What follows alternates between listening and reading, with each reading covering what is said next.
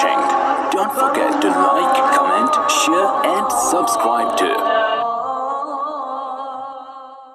السلام علیکم ورحمۃ اللہ وبرکاتہ.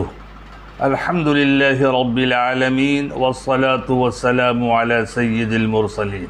میرے معظم و محترم ساتھیوں، بات چل رہی تھی عالم برزخ کی حالات اور برزخی قبر کی. ہم ذرا غور کریں، اگر اس زمینی قبر کو عالم برزخ سمجھا جائے جو ہمارے پیروں کے نیچے ہے اور زیادہ نہیں بلکہ 6-7 فٹ نیچے، تو اس حدیث کی روشنی میں جس میں حضور اقدس صلی اللہ علیہ وسلم نے فرمایا کہ قبر کا سانپ اگر اس زمین پر پھنکار مار دے تو قیامت تک اس مٹی میں سبزہ نہ اگے، دارمی شریف.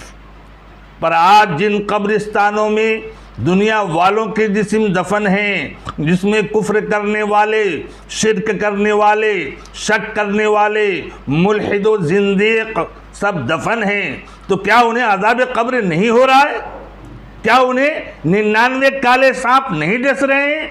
اگر یہ سب کچھ ہو رہا ہے تو قبرستان ہی کی مٹی میں گھاس اور پیڑ پودے نکل کر ہریالیاں پھیلائی ہوئی ہے، جبکہ حضور اقدس صلی اللہ علیہ وسلم کی خبر کے مطابق پوری دنیا کی 5,73,10,000 کلومیٹر پھیلی ہوئی مٹی پر کہیں گھاس نہیں اگنا چاہیے. لیکن یہاں تو جس جگہ جسم دفن کیا جا رہا ہے اسی سے 4-5 فٹ اوپر زمین پر گھاس، پودے، پیڑ سب کچھ نکل رہے ہیں. تو کیا نعوذ باللہ نبی کریم صلی اللہ علیہ وسلم نے انسانوں سے پہیلیاں بجھائی تھی؟ نہیں، ہرگز نہیں. دوستو، یہ قبر اور برزخ اس زمین پر ہے ہی نہیں، اس زمین پر نہیں ہے جس پر ہم لوگ رہ رہے ہیں. یہ زمین انڈے کے چھلکے کی شکل میں چاند کی طرح ہوا میں لٹکی ہوئی ہے. کسی ہوائی جہاز سے 40,000 کلومیٹر اوپر جا کر زمین کے اوپر اڑ کر جایا جائے تو ہمیں زمین ہوا میں لٹکتی ہوئی نظر آئے گی، جس طرح چاند اس زمین پر رہنے والوں کو لٹکتا نظر آتا ہے. اب اگر مان لیا جائے کہ برزخ اور قبر ہمارے پیروں کے 4-5 فٹ نیچے ہی زمین میں ہے، تو وہ لوگ جو آگ میں جلائے جاتے ہیں یا پانی میں بہائے جاتے ہیں وہ تو منکر و نکیر کے سوال سے بچ گئے اور عذاب سے چھٹکارا مل گیا، یا انہیں دوسرا جسم دے کر سوال کیا جائے گا؟ اس کا مطلب یہ ہوا کہ اللہ رب العزت کی نظروں میں ایمان والوں سے زیادہ ان کا بھاؤ بن گیا. جی نعوذ باللہ کہ انہیں نیا اور قدرت والا جسم قبر میں ملے گا، یا فرعون کا جسم مصر کے دارالحکومت قاہرہ کے ایک میوزیم میں آج بھی رکھا ہوا ہے. کوئی جا کر دیکھنا چاہے تو دیکھ سکتا ہے. اسی طرح اور بھی بادشاہوں کے جسم جو سینکڑوں سال پہلے مر چکے تھے انہیں بھی وہاں دیکھا جا سکتا ہے. پھر اپنے ملک ہندوستان میں بھی کچھ لوگوں کے جسم میوزیم میں رکھے ہوئے دیکھے جا سکتے ہیں. تو کیا ان کو انہی جسموں پر سانپ ڈس رہے ہیں اور ان کو اسی میوزیم میں عذاب قبر ہو رہا ہے؟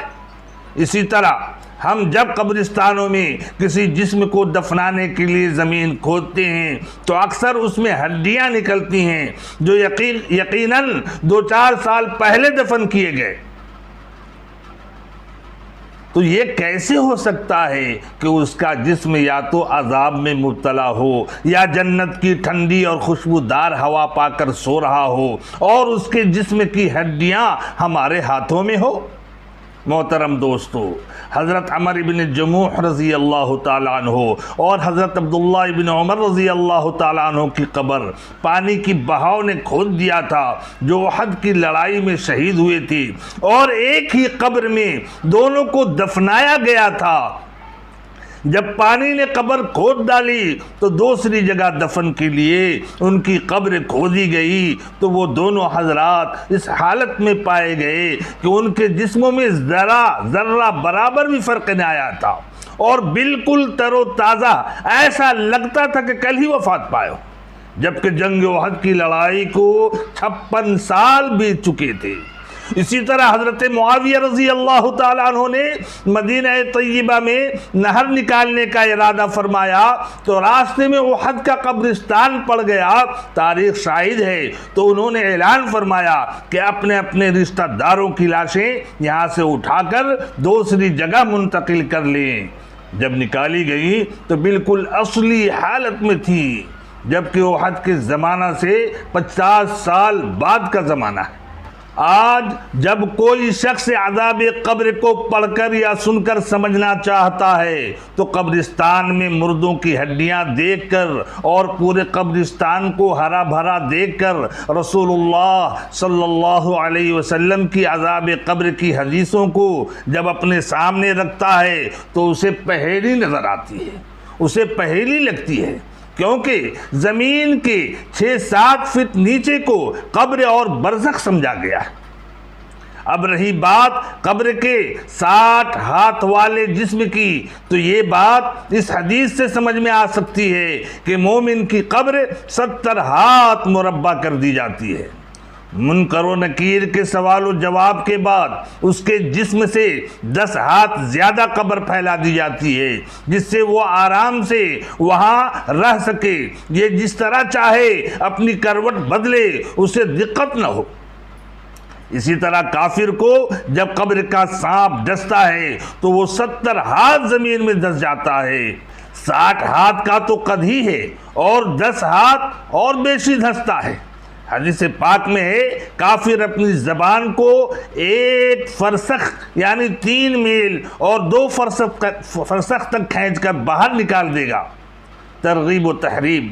ایک جگہ ارشاد ہے کہ جہنمی کے دونوں منہوں کے درمیان کا حصہ 3 دن کے راستے کے برابر لمبا ہوگا، مسلم شریف کی روایت ہے، اور قیامت میں کافر کی ڈاڑھ احد پہاڑ کے برابر ہوگی اور اس کی ران بیضا پہاڑ کے برابر ہوگی، مشکات شریف کی یہ روایت ہے۔ بعض روایتوں میں آیا ہے کہ کافر کی کھال 42 ہاتھ موٹی ہوگی۔ کیوں نہ ہو، جب دنیا میں انسان کا نقشہ بدل جاتا ہے تو برزخ میں جو قیامت تک کے لیے عذاب ہوتا رہے گا تو ان کی شکلیں بے ڈھبے اور موٹے، پھولے ہوئے اور سوجے ہوئے کیوں نہ ہوں گے، کیونکہ وہاں سانپ کاٹے گا اور فرشتے لوہے کے ہتھوڑوں سے ماریں گے، قبر دبوچے گی، وغیرہ وغیرہ۔ رہی بات حضرت جبرائیل علیہ السلام کی کہ حضور صلی اللہ علیہ وسلم ان کے ساتھ ہیں، انہوں نے 2 قبروں پر باری باری سے اپنے پروں کو مارا تو ان 2 قبروں سے ایک آدمی نکلا، ایک کو عذاب قبر ہو رہا تھا اور دوسرا عذاب قبر سے نجات پا چکا تھا، پھر وہ دونوں اپنی اپنی قبروں میں واپس چلے گئے۔ یہ واقعہ بطور معجزہ کے تھا، اور حضرت جبرائیل علیہ السلام کا یہ بتلانا مقصود تھا کہ آدمی جس حال پہ مرے گا کل قیامت کے دن اسی حال پر اٹھایا جائے گا۔ حدیث پاک میں ہے یحشر الناس یوم القیامت علی ما ماتوا۔ جس طرح اللہ نے یہ معجزہ ظاہر کروایا، ٹھیک اسی طرح انسانیت کا سب سے بڑا فتنہ مسیح الدجال ہے جو اپنے دور میں قرب قیامت پیش آئے گی۔ ایک آدمی کے سامنے اس کے مرے ہوئے ماں باپ کو زندہ کیا جائے گا، دجال زندہ کرے گا، اللہ پاک اس کو زندہ کرنے کی طاقت دیں گے، اگرچہ ان کی ماں باپ کی شکل میں 2 فرشتے ہوں گے، مگر وہ کہے گا کہ بیٹا یہی مارنے والا اور یہی جلانے والا ہے، جس کی وجہ سے وہ شخص دجال کی خدائی کا اقرار کر لے گا اور ایمان لے آئے گا۔ در حقیقت اللہ رب العزت ایسا کر کے اس وقت کی موجود انسانیت کے ایمان کا جائزہ لیں گے، ان کے ایمان کا امتحان لیں گے۔ اس لیے ہر نبی نے فتنہ دجال سے بچنے کی دعا مانگی ہے۔ آپ صلی اللہ علیہ وسلم نے بھی یہ دعا کی ہے، اللہم انی اعوذ بکا من فتنة المسیح الدجال، اے اللہ میں تیری پناہ چاہتا ہوں فتنہ مسیح دجال سے۔ باقی رہا حضور صلی اللہ علیہ وسلم کا قبر کے عذاب کو سننا اور دیکھنا، اس کے متعلق بہت سی حدیثیں آئی ہیں۔ قیامت تک آنے والی ساری انسانیت کے نبی اور رہبر ہیں۔ اللہ رب العزت نے آپ صلی اللہ علیہ وسلم کو ایک ذمہ دار نبی بنا کر بھیجا تھا، اس لیے آپ صلی اللہ علیہ وسلم کو معراج کرایا گیا، آسمانوں کا سیر کرایا گیا، عالم ملکوت اور عالم جبروت اور عالم ہاہوت، عالم لاہوت، عالم ناسوت سب کا سیر کرایا گیا۔ سدرۃ المنتہا سے آگے مکہ اور پھر اور آگے لا مکہ بلکہ عرش اعظم پر پہنچائے گئے، مقام احدیت اور مقام صمدیت پر لے جائے گئے۔ کسی نے کیا خوب کہا ہے، کبھی عرش پر کبھی فرش پر، کبھی ان کے در کبھی در بدر، غم عاشقی تیرا شکریہ میں کہاں کہاں سے گزر گیا، کبھی راستوں میں تنہا کبھی منہ برو صحرا، میں جنوں کا ہم سفر ہوں میرا کوئی گھر نہیں ہے۔ کبھی مکہ تو کبھی پل میں لا مکہ پہنچے، میرے حضور مجسم کہاں کہاں پہنچے، جہاں خیالوں کی پرواز ہوش کھو بیٹھی، خرد نے دیکھا میرے مصطفیٰ وہاں پہنچے۔ یہ سب کچھ ایک آن، ایک لمحہ، ایک پل میں ہو رہا ہے جو کسی نبی کے ساتھ نہیں ہوا، تاکہ انسانوں کے اندر یقین پیدا ہو گویا سارا عالم آپ پر منکشف کر دیا گیا تھا۔ آپ صلی اللہ علیہ وسلم نے زمین پر رہ کر آسمانوں کے ان دروازوں کو کھلتے دیکھا جو دروازے زمین سے 500 سال کی دوری ہے۔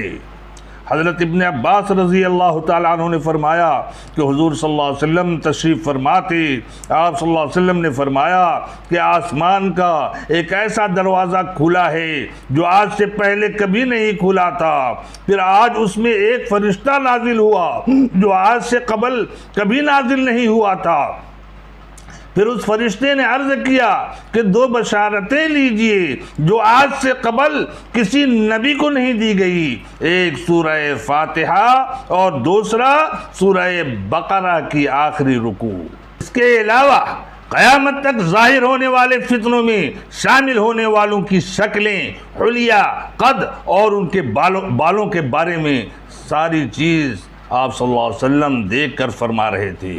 اس طرح ایک دن منبر پر تشریف فرما ہو کر فرمائے، اے لوگو میں تم سے پہلے حوض پر پہنچنے والا ہوں تاکہ تم پر گواہ ہوں گا، خدا کی قسم میں اس وقت اپنے حوض کو دیکھ رہا ہوں۔ مسلم شریف کتاب الفضائل۔ آپ کے خلیفہ دوم حضرت عمر فاروق رضی اللہ تعالیٰ عنہ تقریباً 550 کلومیٹر یعنی 550 کلومیٹر دور حضرت ساریہ رضی اللہ تعالیٰ عنہ کو دشمنوں سے بچنے کے لیے آواز دے رہے ہیں، گویا مدینہ منورہ میں رہ کر کمانڈری کر رہے ہیں، اور ان کی آواز وہاں پہنچنے پر حضرت ساریہ رضی اللہ تعالیٰ عنہ دشمن سے اپنا بچاؤ کر رہے ہیں۔ ابو نعیم کی روایت ہے۔ اور آپ صلی اللہ علیہ وسلم کا کسی جسم کو دفن کی جگہ سے دیکھنا اور ان کی آوازوں کا سننا اس ہستی کے لیے کیا مشکل ہے جو آسمانوں کی سیر کر آئی ہو۔ اس کو ہم ایسے بھی سمجھ سکتے ہیں کہ آج تو دنیا دار چاند پر پہنچ کر کتے کے پلے کو باندھ کر یہاں دنیا میں امریکہ کے ناسا اسٹوڈیو میں بیٹھ کر کتے کے بچے کی حرکت کو دیکھ رہے ہو، یا جیسے کسی ملک پر جب بمباری ہوتی ہے تو ہم ٹی وی کی اسکرین پر یا ٹرانجسٹر کے ذریعہ لوگوں کی چیخ پکار اور لاشوں کے پھٹے ہوئے ڈھانچے کو دیکھتے ہیں، تو اس مقدس ہستی کے لیے کیا مشکل تھی کہ وہ برزخ کے عذاب کو اس قبر کے پاس سے بیٹھ کر دیکھ رہے ہوں۔ قال اللہ تعالی فکشفنا عنک غطاءک فبصرک اليوم حدید، تو اب ہم نے تجھ پر سے تیرا پردہ ہٹا دیا اور قیامت کا معائنہ کرا دیا، سو آج تو تیری نگاہ بڑی تیز ہے۔ حضور صلی اللہ علیہ وسلم کا صحابہ کو یہ فرمانا کہ اگر مجھے یہ ڈر نہ ہوتا کہ تم اپنے مردوں کو دفن کرنا چھوڑ دو گے تو میں خدا کی قسم اللہ سے دعا کرتا کہ وہ تم کو عذاب قبر سنوا دیتا، وہ عذاب قبر تم کو سنوا دیتا جو میں سن رہا ہوں۔ اسے بھی اس دور میں ٹیلی ویژن اور ٹرانزسٹر کو سامنے رکھ کر سمجھا جا سکتا ہے۔ حضرت عثمان رضی اللہ تعالیٰ عنہ کا قبر کو دیکھ کر یا قبر کی بات کو سن کر اتنا رونا کہ آنسوؤں سے آپ کی داڑھی مبارک تر ہو جاتی تھی، چونکہ آپ رضی اللہ تعالیٰ عنہ پر قبر کی حالات منکشف ہو جاتی تھی، اور قبر نام کے اس ٹیلی ویژن اسٹوڈیو میں ہو رہا سب کچھ یہاں سے دیکھتے تھے، کیونکہ صحابہ کرام رضی اللہ تعالی عنہم ہدایت کے چراغ تھے، ہاں ہدایت کے چراغ تھے، قیامت تک آنے والی نسلوں کے لیے وہ بطور نمونہ کے تھے، اور ان کے دلوں میں ہدایت کا ٹیلی ویژن فٹ تھا۔ اس لیے مریخ پر کیا ہو رہا ہے اور مشتری پر کیا ہو رہا ہے، زحل پر کیا ہو رہا ہے، اور ساتوں آسمان کے اوپر کیا ہو رہا ہے، سب کچھ یہاں سے دیکھتے تھے۔ آج دنیا والے چیزوں پر محنت کر کے چاند پر کیا ہو رہا ہے پتہ چلا سکتے ہیں، تو وہ ہستیاں جنہوں نے ایمان و اعمال اور یقین بنانے پر محنت کی تھی، وہ دنیا اور آخرت میں کیا ہو رہا ہے کیوں نہ دیکھتے؟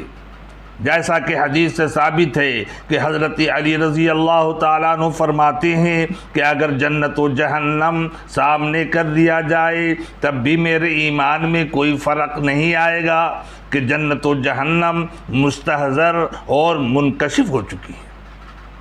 حضور اقدس صلی اللہ علیہ وسلم کے پاس ایک صحابیہ آتی ہیں اور ارشاد کرتی ہے، یا رسول اللہ میرا بچہ کس حال میں ہے؟ تو رسول اللہ صلی اللہ علیہ وسلم نے فرمایا تمہارا بچہ جنت میں کھیل رہا ہے، کہو تو دکھلا دوں؟ میاں یہ کوئی پہیلی نہیں ہے، 100% حق اور سچ ہے۔ صحابہ کرام رضی اللہ تعالیٰ عنہم کے دلوں میں ہدایت کی دوربین پھٹ تھی، جس سے وہ سب کچھ دیکھتے تھے جو آج ہم نہیں دیکھ پا رہے ہیں، کیونکہ ہم دنیا اور دنیا کی چیزوں پر محنت کر رہے ہیں۔ اس لیے ایمان، اعمال، غیبی نظام، غیبی خزانہ، برزخ، قیامت، جنت، جہنم کچھ ہمیں سمجھ میں نہیں آ رہا ہے۔ ہم نے جس طرح نماز کی شکل کو نماز سمجھ رکھا ہے، اسی طرح قبر کی شکل کو برزخ اور قبر سمجھ رکھا ہے۔ نماز کی شکل سے نماز میں روح نہیں آتی، بلکہ نیت باندھنے سے لے کر سلام تک کی حالت ایسی ہو جس میں خدا کے سوا کسی کا واسطہ ہی نہ پڑے، تب جا کر نماز میں روح آئے گی، ورنہ شکل بنے گی۔ یہی وجہ ہے کہ صحابہ کرام رضی اللہ تعالیٰ عنہم اجمعین سالوں کے بعد تشریف لا رہے ہیں اپنے گھروں پر، مگر ایسی 2 رکعت نماز کی ادائیگی کہ 2 رکعت نماز میں صبح ہو جاتی ہے، انہیں یہ بھی یاد نہیں رہتا قسم خدا کی کہ وہ ان پر بیوی کا بھی حق ہے، میاں یاد ہی نہیں رہتا، وہ قسم کھا کے کہہ رہے ہیں اپنی زوجہ سے کہ قسم خدا کی مجھے یہ یاد ہی نہیں رہی کہ میں باہر سے آیا ہوں۔ کیوں؟ وہ نماز میں جب نیت باندھ لیتی تھی تو جنت کی سیر کیا کرتی تھی، اور ایسی نماز ہوتی کہ سارا گھر جل جانے پر بھی خبر نہیں ہوتی۔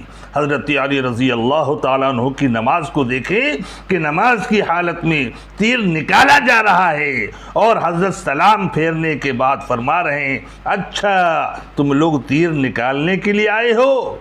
تو لوگوں نے کیا جواب دیا کہ حضرت وہ تو ہم نکال چکے۔ کیسی نماز تھی؟ اللہ اکبر، بھلا ہمیں ایسی نماز کہاں میسر؟ ہم نے تو نماز کی شکل ہی کو نماز سمجھ رکھا ہے، ہم نے بیٹھنے اٹھنے کو نماز سمجھ رکھا ہے، ہم تو آج اپنی نمازوں میں اپنی دکانوں کا حساب کر رہے ہوتے ہیں۔